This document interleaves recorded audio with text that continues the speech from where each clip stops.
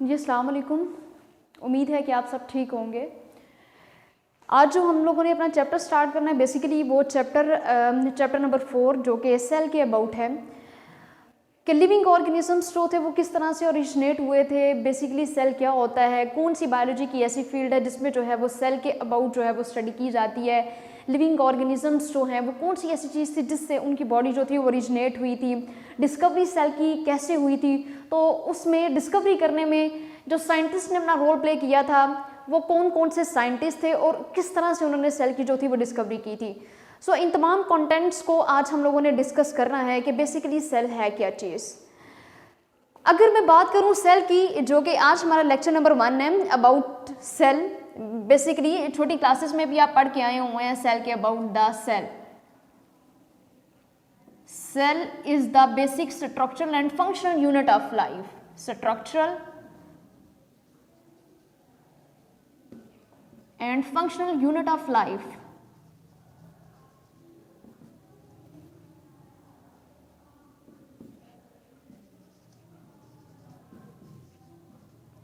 तो हमारी बॉडी के अंदर जितने भी स्ट्रक्चरल और फंक्शनल, अगर मैं बात करूं स्ट्रक्चरल यूनिट की या फंक्शनल यूनिट की, तो वो तमाम जो एक्टिविटीज़ होल्ड करने वाला है वो हमारी बॉडी के अंदर सेल है।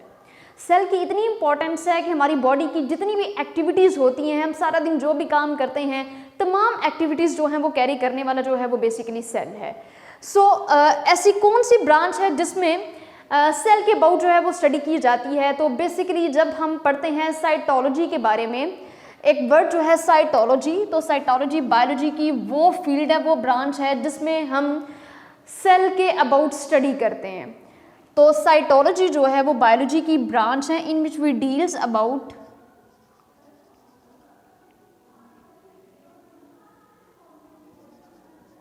with the study of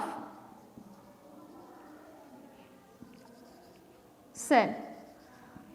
so cytology ही वो ब्रांच है, बायोलॉजी की डिफरेंट ब्रांचेस हैं, उन तमाम ब्रांचेस में से साइटोलॉजी एक बेसिकली ब्रांच है जिसमें हम सेल के अबाउट, उसकी डिस्कवरी के अबाउट, किस तरह से लिविंग ऑर्गेनिजम्स जो हैं वो ओरिजिनेट हुई, तो ये सारे का सारा जो डाटा है वो इस फील्ड के अंदर, इस ब्रांच के अंदर, बायोलॉजी की इस ब्रांच के अंदर जो है वो पड़ा हुआ है।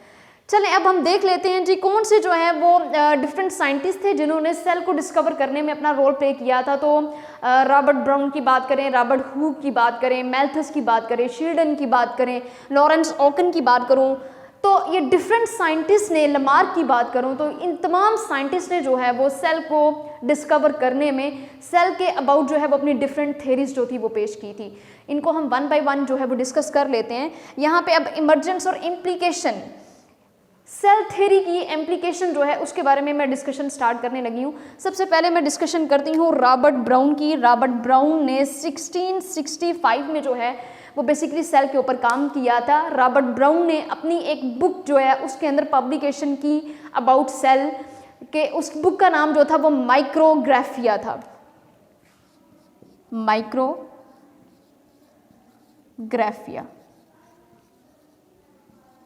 सो यही जो है वो एक बुक है जिसमें इसने पब्लिकेशंस अपनी दी थी बेसिकली माइक्रोग्राफिया के अबाउट। इसने बताया कि सेल जो है वो किस तरह से ओरिजिनेट हुआ था, तो इसने अपनी तमाम पब्लिकेशंस जो थी वो इस वाली बुक में अपनी रख दी।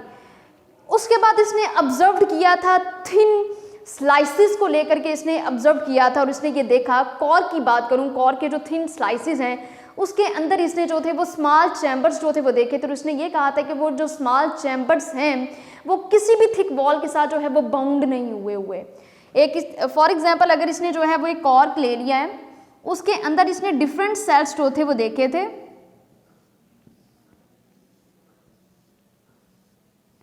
अब इन डिफरेंट सेल्स में वैसे ये कॉर्क मैंने ड्रा करके दिखाया और मैंने कहा कि ये कॉर्क है, उसके अंदर जो है वो डिफरेंट सेल्स आपको नजर आ रहे हैं, बट बेसिकली ये एक स्ट्रक्चर मैंने यूं ही एक एग्जाम्पल के तौर पर ड्रा करके यहाँ पे आपको दिखाया है। इसका ये कहना था कि इसके अंदर बिल्कुल भी कोई सेल वॉल मौजूद नहीं है और इसमें कोई भी जो है वो सेल मेम्ब्रेन नहीं है, कि इसके अंदर छोटे छोटे कॉर्क्स तो मौजूद हैं, एक कॉर्क है उसकी थिन स्लाइसिस मौजूद हैं, वहाँ पे स्मॉल चैम्बर्स हैं, लेकिन वो जो स्मॉल चैम्बर्स हैं उसको किसी भी सेल वॉल ने या सेल मेम्ब्रेन ने जो है वो होल्ड नहीं किया हुआ, वहाँ पे उसको बाउंड नहीं किया हुआ। ये जो चैम्बर्स हैं वो बिल्कुल एक हनी कॉम्ब की तरह नज़र आते हैं। अगर हम शहद के छत्ते की बात कर लेते हैं, शहद के छत्ते की अगर मैं बात करूं तो आप लोगों ने अक्सर शहद का छत्ता देखा होगा कि उसके अंदर जो है वो स्मॉल चैम्बर्स हैं, बहुत स्मॉल चैम्बर्स उसके अंदर होते हैं। इसने कहा कि बिल्कुल हनी कॉम की तरह ही जो है वो कॉर्क के अबाउट इसने जब स्टडी की तो उसने कहा जिस तरह से एक शहद की मक्खी अपना छत्ता बनाती है और उसके अंदर जिस तरह से वो चैम्बर्स होते हैं तो वैसे ही चैम्बर्स, बट उन चैम्बर्स को किसी भी सेल मेम्ब्रेन ने जो है वो बाउंड, किसी भी सेल वॉल ने उसको बाउंड नहीं किया हुआ। तो इसने जो है इसको जो स्टडी करने के लिए बेसिकली कॉर्क की बात करूं तो थिन स्लाइसेस को स्टडी करने के लिए इसने सेल को डिस्कवर करने के लिए इस चीज़ के ऊपर इसका फोकस था और इसने अपनी ही एक माइक्रोस्कोप जो थी वो बना ली थी। बेसिकली इस अपनी सेल्फ मेड इसने एक माइक्रोस्कोप बनाई, हुक्स ने सेल्फ मेड एक माइक्रोस्कोप बना ली थी जिसमें जो है वो बेसिकली सेल के अबाउट जो था वो स्टडी किया करता था और सेल को डिस्कवर करने की कोशिश में लगा हुआ था।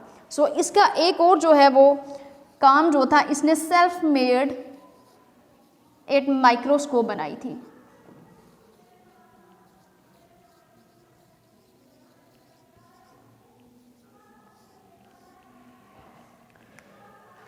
उसके बाद हम लॉरेंस ओकन की बात कर लेते हैं। लॉरेंस ओकन 1805 में ये एक जर्मन साइंटिस्ट था। इसने भी अपनी तमाम जो थी वो इसने जो डिस्कवरी अपनी की थी वो भी इसकी सेल के अबाउट ही थी।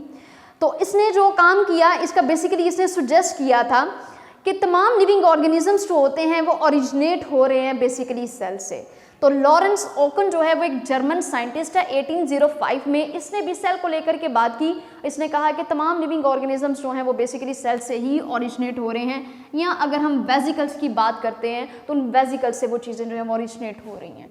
जर्मन साइंटिस्ट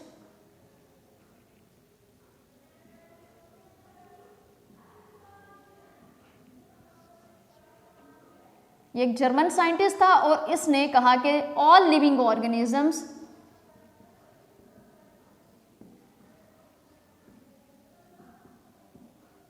ओरिजिनेट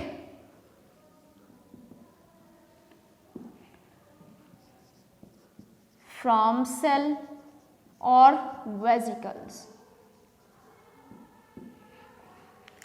अब अगर एक साइड पे रॉबर्ट हुक काम कर रहा था 1665 में, तो 1805 में लॉरेंस ओकन ने भी इसी चीज़ के ऊपर सेल को लेकर के काम करना शुरू कर दिया, क्योंकि यहाँ पे जो है ये इसका काम जो था वो अधूरा पड़ा हुआ था। इसने अपनी सुजेशंस दी थी, बेसिकली लॉरेंस ओकन ने अपनी सुजेशंस देना शुरू कर दी जी।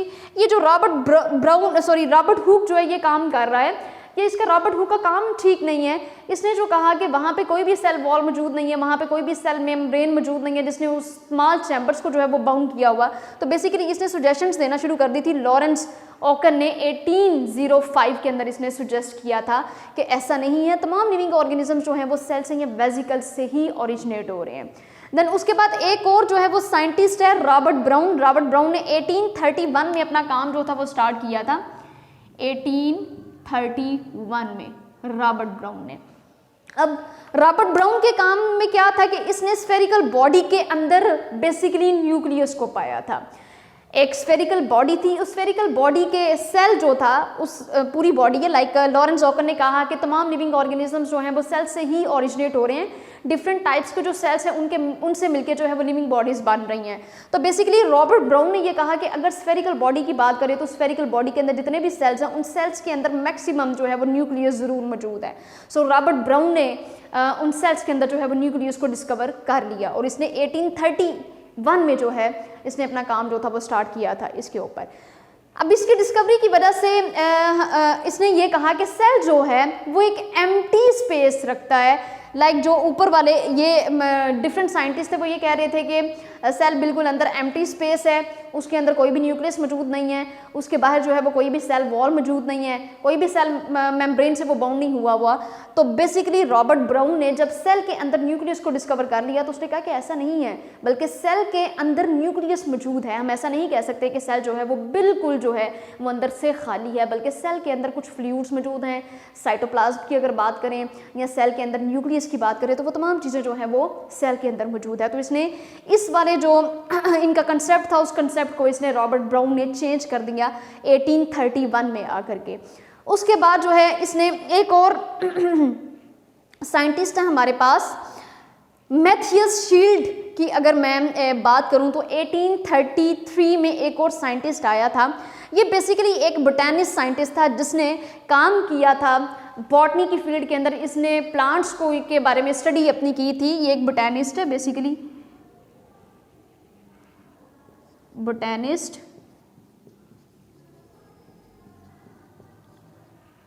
इसने डिस्कवरी की थी प्लांट्स के अंदर जो सेल्स मौजूद थे। बेसिकली मैथियस ने प्लांट्स के अंदर सेल्स को जो था वो डिस्कवर करना शुरू कर दिया था कि दूसरे जो हैं साइंटिस्ट वो एनिमल्स को लेकर के बात कर रहे हैं, तो क्यों ना मैं उनसे थोड़ा सा डिफरेंट काम करूं और मैं प्लांट्स के ऊपर जो है वो काम करता हूं। जब वो जिस फील्ड में था, बॉटनी की फील्ड में था, तो बॉटनी ऐसी फील्ड है जिसमें प्लांट की जो है वो स्टडी की जाती है।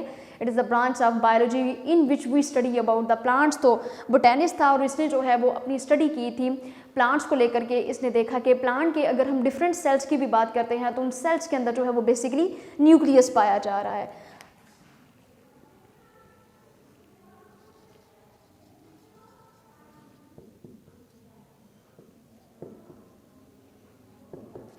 इसकी जो स्टडी थी वो प्लांट्स के ऊपर स्टडी थी।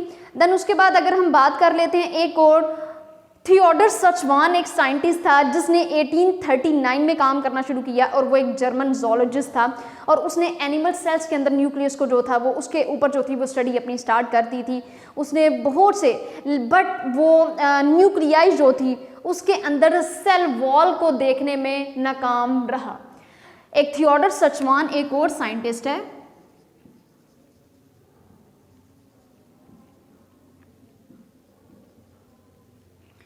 थियोडर सचवान ने फिर जो था वो अपनी डिस्कवरी की थी, लाइक न्यूक्लियस अगर दरियाफ्त हो गया था तो इसने एनिमल्स के सेल्स के अंदर जो न्यूक्लियस मौजूद था उस न्यूक्लियस के ऊपर इसने अपनी स्टडी जो थी वो करना शुरू कर दी थी। और उसके बाद अगर न्यूक्लियस के इर्द गिर्द वो सेल है तो सेल वॉल के बाहर सेल के अंदर जो सेल वॉल है या सेल मेम्ब्रेन है, ये उन सेल्स के अंदर न्यूक्लियस को तो स्टडी कर रहा था बट ये फेल्ड हो गया था सेल वॉल के अबाउट के, सेल वॉल के ऊपर ये काम कर सके या इसने वो चीज़ ऑब्जर्व भी नहीं थी की सेल के अंदर। बेसिकली अगर हम बात करें तो ये अगर दरमियान में जो है वो न्यूक्लियस मौजूद है तो जिस सेल के ऊपर न्यूक्लियस मौजूद है बाहर उसके कोई या तो सेल मेम्ब्रेन है या फिर सेल वॉल है। बट थियोडर सचवान जो था इस चीज़ में पास नहीं था हुआ, इस चीज़ में वो फुली तौर पर फेल्ड हो गया था कि वो डिस्कवर ना कर सका, वो उस चीज़ के बारे में स्टडी ना कर सका कि एक सेल के अंदर न्यूक्लियस मौजूद है तो उसके बाहर जो है वो सेल वॉल भी मौजूद है या सेल मेम्ब्रेन मौजूद है कि नहीं है। सो ये डिफरेंट साइंटिस्ट थे जिन्होंने जो है वो डिस्कवरी अपनी की थी सेल को लेकर के। उसके बाद सचवान ने स्टडी की थी about the contents of cell and about the cell that is consist about nucleus. तो इसने सेल के जितने भी कंटेंट्स थे, लाइक अगर मैं एक सेल की ये बात कर लेती हूँ तो इस सेल के अंदर जितने भी कंटेंट्स मौजूद हैं, कोई फ्लूइड मौजूद है, साइटोप्लाज्म की बात करें, राइबोसोम्स की बात करें, माइटोकॉन्ड्रिया की बात करें, तो इसने तमाम जो थे वो सेल के कंटेंट्स थे उनके बारे में थियोडर सचवान ने स्टडी जो थी वो की थी। अब उसके बाद जो है सेल मेम्ब्रेन, सेल वॉल की अगर मैं बात करूँ तो बेसिकली सेल वॉल जो है वो एक प्लांट सेल की जो है वो कैरेक्टरिस्टिक्स है। सो ये डिफरेंट साइंटिस्ट थे जिन्होंने काम किया था लेकर के। उसके बाद अगर मैं न्यूक्लियस की बात करूँ या साइटोप्लाज्म की, जो कि मैंने कहा कि इसने अपना काम किया था डिफरेंट कंटेंट्स को लेकर के। इसके डिफरेंट कंटेंट्स की अगर बात करें तो न्यूक्लियस है, साइटोप्लाज्म है या प्लाज्मा मेम्ब्रेन है।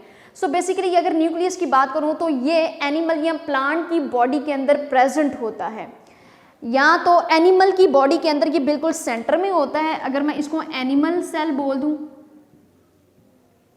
लेकिन प्लांट की बॉडी में ये अगर प्लांट की बॉडी का एक सेल है तो ये एक साइड पे, फ्रॉम वन साइड पे जो है ये सेल मौजूद होता है। तो ये डिफरेंस है कि एनिमल सेल की बात करें जी, इन्होंने ये भी कह दिया कि न्यूक्लियस भी मौजूद है क्योंकि सचवान की जो थी डिस्कवरी इस चीज़ के ऊपर थी कि डिफरेंट जो है वो सेल के कंटेंट्स मौजूद है। बेसिकली अगर मैं बात करूं तो उसके अंदर न्यूक्लियस भी मौजूद है, उसके अंदर साइटोप्लाज्म भी मौजूद है और उसके अंदर प्लाज्मा मेम्ब्रेन भी मौजूद है। तो अगर बात करें एनिमल सेल की तो एक डिफरेंस ये है कि एनिमल सेल के अंदर जो न्यूक्लियस होता है वो बिल्कुल सेंटर में मौजूद होता है, लेकिन अगर प्लांट सेल की बात करें तो न्यूक्लियस जो होगा वो एट वन साइड जो होता है वो प्रेजेंट होता है। सो बेसिकली फ्लूइड का जो पोर्शन होता है न्यूक्लियस के इर्द गिर्द जितना भी पोर्शन नजर आएगा यहाँ पे वो सारे का सारा जो है वो फ्लूइड का पोर्शन है। तो उसने ये भी कहा कि इस न्यूक्लियस के इर्द गिर्द जितना भी फ्लूइड नजर आ रहा है बेसिकली वो साइटोप्लाज्म है। और प्लाज्मा मेम्ब्रेन की बात करें तो थिन कवरिंग जो सेल की होती है बेसिकली उसको प्लाज्मा मेम्ब्रेन कहते हैं। अगर ये बाहर वाली मेम्ब्रेन की जो कि एक पतली सी थिन लेयर या थिन मेम्ब्रेन होती है सेल के बाहर, उसको हम प्लाज्मा मेम्ब्रेन बोलते हैं।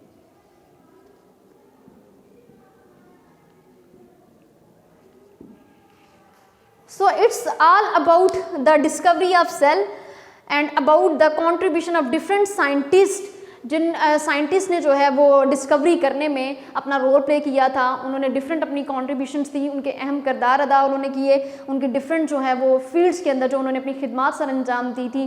किसी ने न्यूक्लियस के ऊपर काम किया, किसी ने सेल वॉल को देखा, किसी ने सेल मेम्ब्रेन को देखा, किसी ने उसके अंदर जो है वो फ्लूइड को देखा, किसी ने उसके अंदर साइटोप्लाज्म को देखो, किसी ने उसके अंदर जो है वो माइटोकॉन्ड्रिया को देखा, किसी ने कॉर्क को लेकर के बात की, किसी ने जो है वो हनीकॉम्ब को देखा। ऑब्जर्वेशंस के थ्रू जो है वो एट द एंड जो है वो सेल डिस्कवर हो गया और सेल के बेसिकली सेल के अंदर जो न्यूक्लियस था वो पाया गया। और ये इनकी जो डिस्कवरी है एट द एंड जो है वो सक्सेसफुल हुई कि एक सेल के अंदर बेसिकली जो है वो न्यूक्लियस मौजूद होता है। So it's all about the discovery of cell, कि डिस्कवरी जो थी वो सेल की कैसे हुई थी। उम्मीद है कि आपको जो है वो लेक्चर पसंद आया होगा, दुआओं में याद रखिएगा। इंशाल्लाह जो है नेक्स्ट हम इस टॉपिक को आगे लेकर के चलेंगे, जो हमारा नेक्स्ट लेक्चर होगा जिसमें जो है हमने कुछ करैक्टरिस्टिक सेल्स की जो है वो पढ़नी है। तो उतनी देर के लिए दुआओं में याद रखिएगा। ओके जी, अल्लाह हाफिज़। वीडियो पसंद आई तो लाइक करें, अपनी राय कमेंट करें। ऐसे ही मजीद वीडियोस के लिए हमारा चैनल सब्सक्राइब करें और बेल का आइकन दबाएं ताकि आपको हर वीडियो का नोटिफिकेशन मिलता रहे।